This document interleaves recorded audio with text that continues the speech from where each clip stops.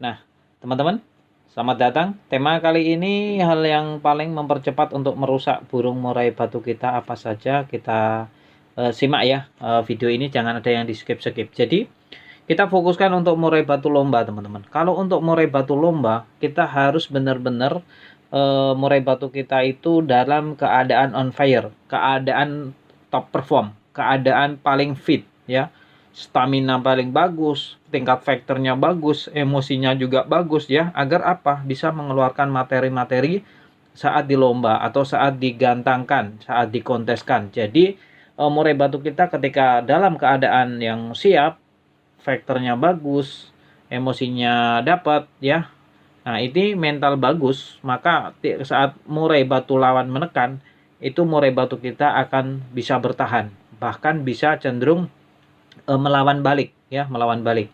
Tapi lain cerita ketika burung murai batu kita tidak kondisi tapi kita paksakan untuk lomba. Ketika burung murai batu yang tidak kondisi dipaksakan lomba, wah efeknya sangat domino sekali. Banyak banget ya untuk hal-hal yang sangat berisiko sekali untuk asal melombakan murai batu itu sendiri. Mulai dari burungnya rusak, burungnya fatal, burungnya nanti jadi nyabutin bulu, nyakitin diri sendiri ya, dan lain sebagainya. Banyak banget, mulai dari settingannya yang amburadul tidak karuan, di rumahnya kuar-kuar tapi saat di lapang tidak jalan. Nah, itu salah satu kerusakan ya ketika kita pernah melombakan burung murai batu yang tidak dalam keadaan kondisi. Lantas hal apa yang paling dominan cepat merusak burung murai batu itu? Nah, ini perlu dicatat, perlu dipahami ya teman-teman, jangan di skip-skip. Makanya yang nomor satu adalah bulu masih basah. Ketika bulu murai batu teman-teman masih basah, apalagi masih dokor dan teman-teman paksakan untuk lomba ya, bisa dipastikan sebagus apapun burung murai batu, bahkan keturunan raja murai batu kayak apa juga pasti akan nantinya akan rusak ketika digeber terus-terusan dalam keadaan bulunya masih dokor. Dokor itu masih dorong ekor, masih dalam tahap pertumbuhan, atau bulunya masih benar-benar basah. Ini sangat berisiko sekali untuk burung murai batu kita. Makanya di peraturan Menpek, metode Menpek tentang perawatan murai batu, ada mental, ada nutrisi, ada perawatan, ada ego dan ambisi, bahkan sampai ke karakter. Kita selalu sharing teman-teman, agar apa? Agar murai batu teman-teman itu tidak rusak ya. Karena kalau murai batu bagus terus rusak, wah rasanya sangat sakit sekali teman-teman. Saya harap yang saya rasakan tidak dirasakan oleh teman-teman, karena saya juga dulunya kurang pemahaman ya, kurang edukasi ya, kurang masukan-masukan atau bahkan masukan yang masih sedikit. Makanya di konten saya selalu dominan tentang burung murai batu rusak. Karena apa? Saya tidak mau teman-teman merasakan kekecewaan ya.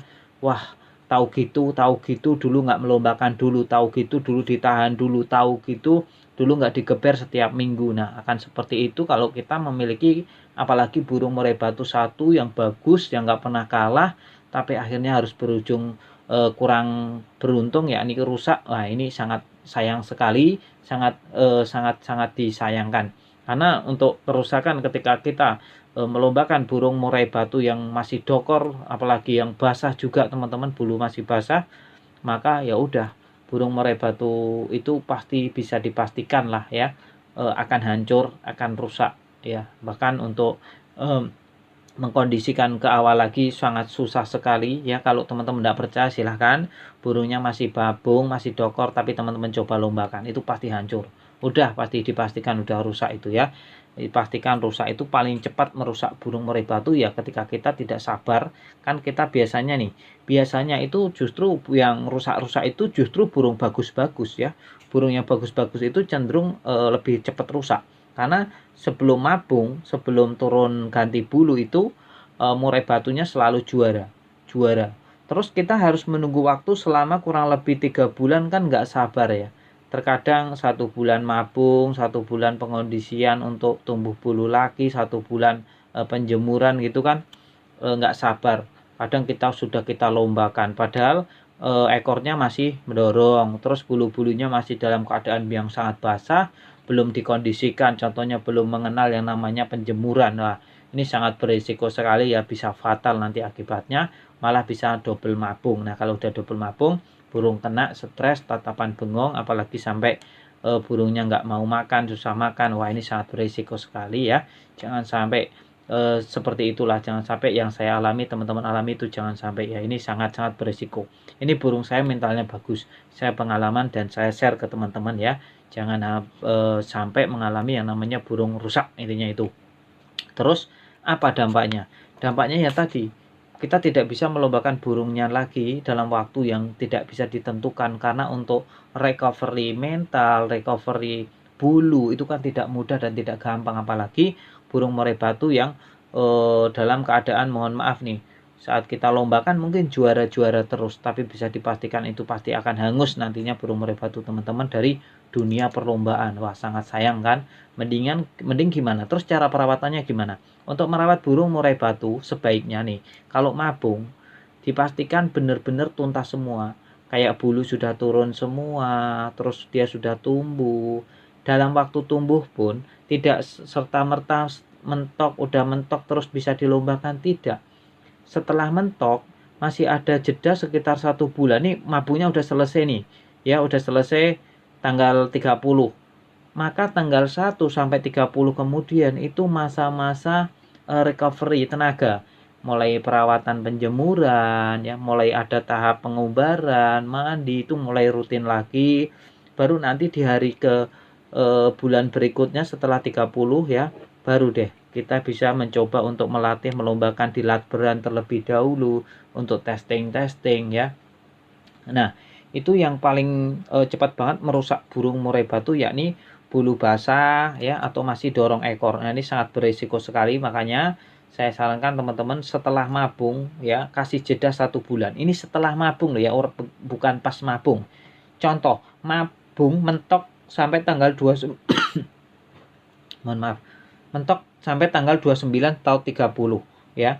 Maka tanggal 1 sampai 30 kemudian itu masa pengondisian. Nah, saat masa pengondisian inilah burung murai batu mulai dikenalkan mandi, jemur ya. Kalau mandi mungkin dari dokor juga nggak masalah, jemur ya. Penjemuran mulai itu pun jemur mulai tipis-tipis ya. Mulai tipis-tipisnya itu ada jeda 1 bulan lagi. Gitu loh teman-teman saat mabung. Semakin lama semakin bagus lah ya.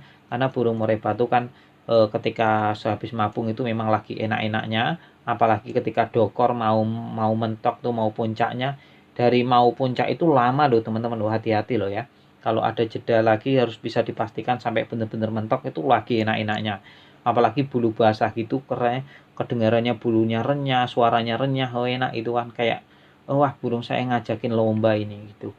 Nggak taunya itu adalah testing buat ego dan ambisi kita. Kalau kita egonya kuat dan ambisinya kuat ya, ambisinya bisa dikendalikan, maka kita paham kalau saya melombakan hancur burung saya, kalau saya melombakan rusak burung saya. Makanya saya sarankan untuk teman-teman tetap konsisten jaga burungnya, jangan sampai rusak ya.